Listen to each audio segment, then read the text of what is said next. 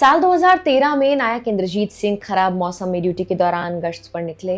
उन्हें दिल का दौरा पड़ा जिससे उनकी मौत हो गई। पहले उनकी मौत को वॉर कैजुअलिटी की श्रेणी में रखा गया, लेकिन बाद में इसे बदलकर सैन्य सेवा के कारण शारीरिक दुर्घटना होना बताया गया।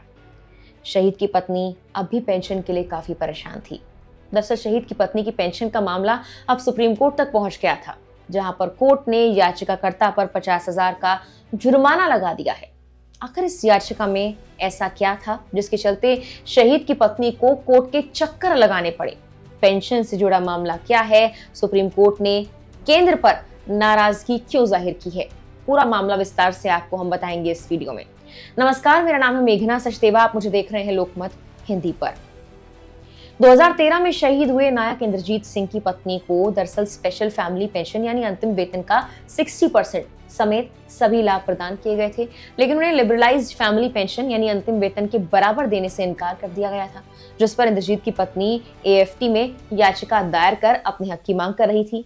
एएफटी ने शहीद की पत्नी के पक्ष में फैसला भी सुनाया और जनवरी 2013 से बकाया राशि के साथ एलएफपी का भुगतान करने का आदेश भी दिया।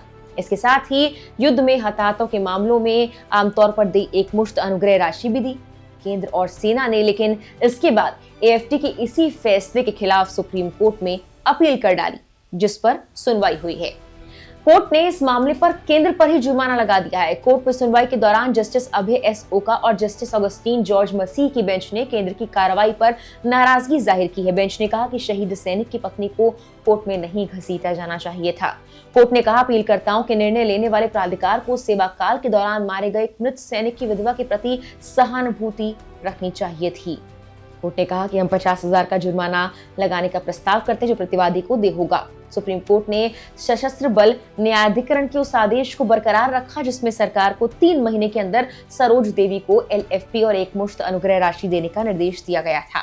इसके अतिरिक्त कोर्ट ने सरकार पर सैनिक की विधवा के खिलाफ अनावश्यक रूप से मुकदमा चलाने के लिए 50,000 का जुर्माना भी लगाया, जो 2 महीने के अंदर ही चुकाया जाना है।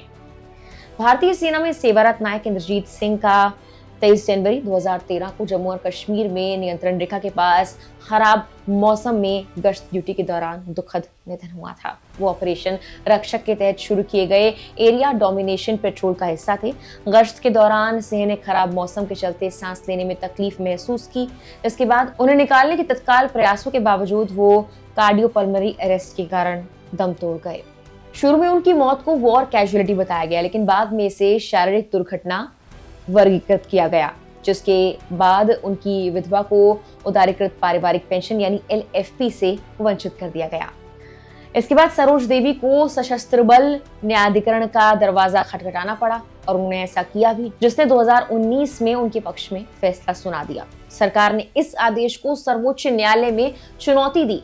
कोर्ट में केंद्र की ओर से additional solicitor general Vikramjit Banerjee ने तर्क दिया कि एलएफपी रक्षा मंत्रालय के निदेशक यानी पेंशन की ओर से 31 जनवरी 2001 पर जारी आदेश द्वारा शासित है। उन्होंने कहा कि एलएफपी सिर्फ उन्हीं मामलों में स्वीकार्य है जो पैराग्राफ 4.1 के कुछ कैटेगरीज में आते हैं, जबकि कैटेगरी डी इस मामले में लागू नहीं होती और न ही कैटेगरी ई, क्योंकि जवान की मृत्यु फिजिकल कैजुअलिटी में वर्गीकृत है, युद्ध के दौरान मृत्यु में नहीं। हमने आपको बताया भी कि जो जवान शहीद हुए उनकी मौत को पहले वॉर कैजुअलिटी बताया गया है, लेकिन बाद में उसे फिजिकल कैजुअलिटी बताया गया, जिसके चलते उनकी पत्नी को पेंशन लेने में काफी दिक्कतों का सामना भी करना पड़ा है।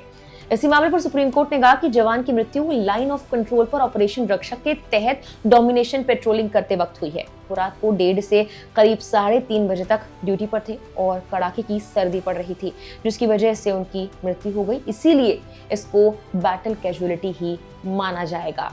फिलहाल के लिए इस वीडियो में इतना ही।